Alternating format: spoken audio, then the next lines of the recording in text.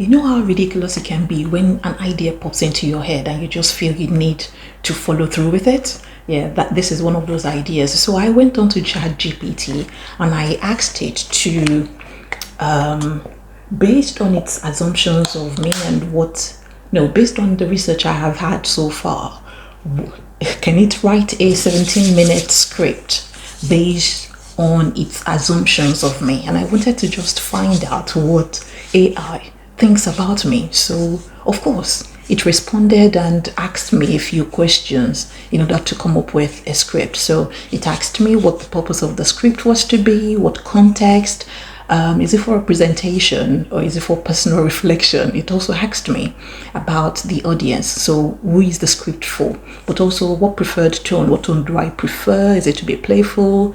And what is the perspective on assumptions? So which is, should it focus on it being light, add a bit of brevity to it, or should it be really serious? And I thought, oh, okay, let's go with a mix of, it should be humorous, it should target my audience on YouTube, but also for myself, I wanted it to be a mix of satire and seriousness. So this is what ChatGPT came up with, its assumption of me. So let's bear in mind that this script is just designed to give me a playful but insightful take on ChatGPT's assumption of me. There's a blend of humor, there's light introspection in there, there's a balance of engaging it for a YouTube video as well. So the goal is just to keep it relatable. So let's go into it. I haven't read it. I've just typed it up on the laptop and I'm going to go for it. So here we go. It started by saying, hey everyone. I don't know why people start their videos with that. There's only one person watching at the end of the day. So why are we saying hey everyone when there's only one person watching at a time, unless there's a party watching together? But hey everyone, so today's video is going to be a bit different. I asked ChatGPT to come up with some assumptions about me based on absolutely no real information, zero context, just going off vibes, data, and intuition. So if you've ever wanted to know what an AI thinks it knows about me, buckle up. This could get interesting. If you're like, what kind of psychic tech wizardry is this? Well, I'm wondering the same thing, so let's dive in. So ChatGPT's first assumption of me is that it says you are at least a little obsessed with productivity, like madly addicted.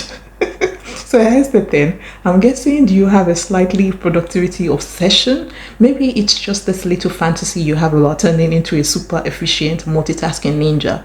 You can balance work, hobbies, social life, side hustles, fitness, meal prep, and sleep. Ha!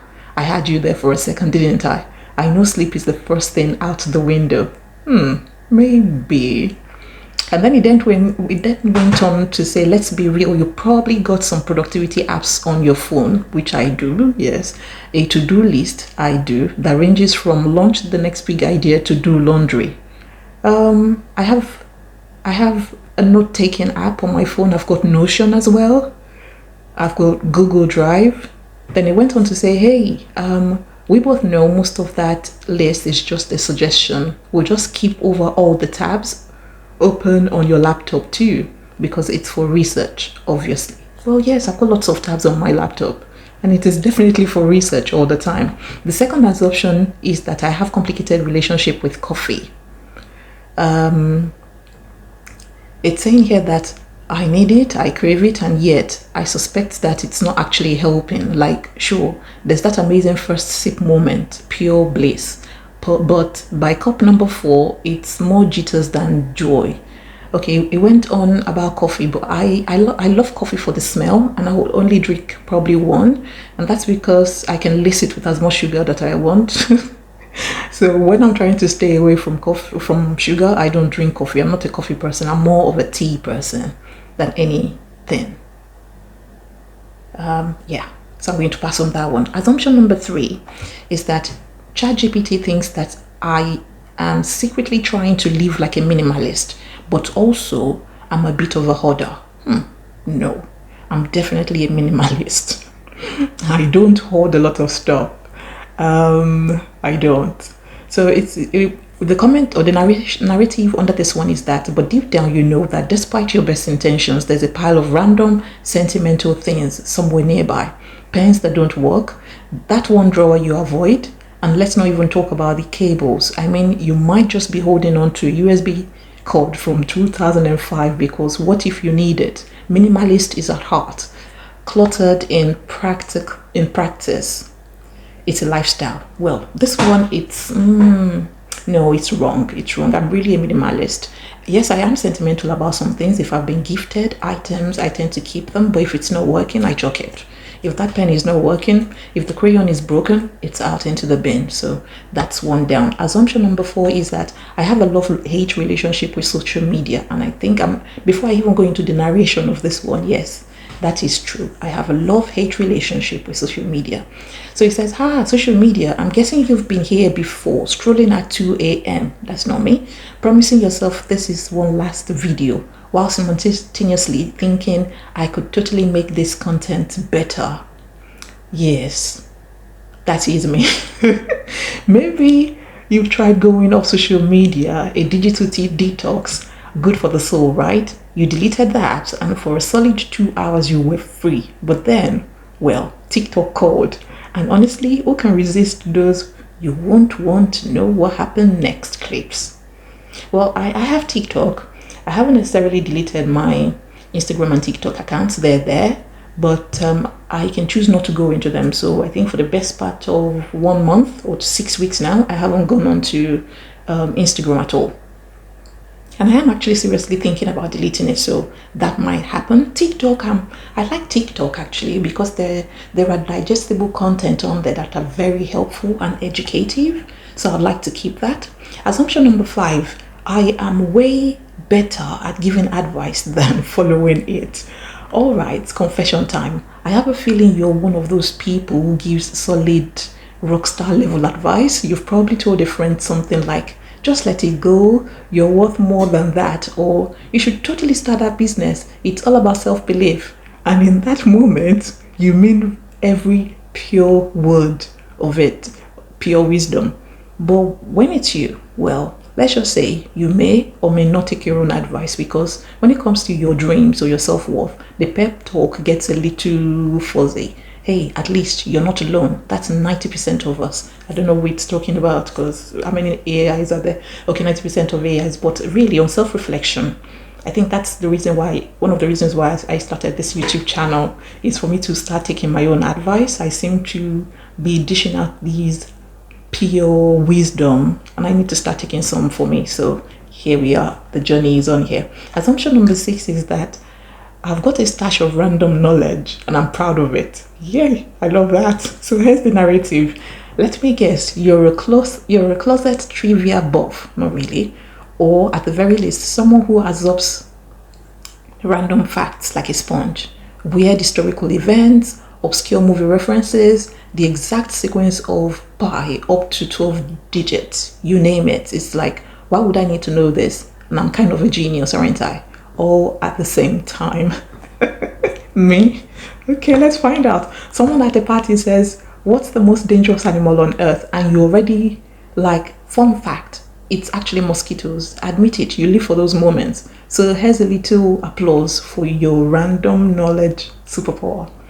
I do have random knowledge, but I don't know a bit about everything, and that's where I'm trying to get to. I want to really know a bit about everything. Everything, you name it. I'm not a nerd, but I want to know a bit about everything. So I think assumption number 6 is 50. Assumption number 7, you've promised yourself you'll get into a routine tomorrow. I am in a routine, but in reality, you may be hitting snooze a few times. And breakfast, well, coffee counts, right? Maybe you're a night owl who tries to be a morning person. But let's be real, the bed has its gravitational hold on you in the mornings. I get it. Tomorrow is always the perfect day to start a routine. If I'm going to start, I start. I'm not waiting for anybody. I'm not waiting for tomorrow. No. My father already said, never leave till tomorrow what you can do today. So, then, that's, if I have the idea, I'm going to do it. I'm trying not to procrastinate anymore. So I won't say I'm there yet, but I am trying. The last assumption of ChatGPT of me is that I'm always looking for that one big idea, but I'm already multitasking at least 5. So ChatGPT is guessing that I'm a big picture thinker. The kind of person who has new ideas all the time and maybe 3 side projects at once. But here's the catch: finishing all of them might not be the main priority. Maybe I do. Whether it's a business idea, a passion project, or a super specific hobby that I just had to try. I love the thrill of that start. And sometimes finishing something just feels, well, optional, and that's okay. The ideas are what matter. Yes, the ideas do matter, but the finishing also matters. So yes, this one is a good one. I want to be a finisher. I really want to. All right, that's it for my AI powered roast. I hope you got a few things right. Well, and if not, hey, you've just been, given a little peek into how an AI can interpret your vibe or your life. Let me know which of these hit close to home for you, and if you want to try it, why not? What did it totally miss? I've already said it along the video, so don't forget to join the community. Probably this is the first time I'm encouraging people to like and subscribe and all that good stuff, and comment down below if you do try it as well.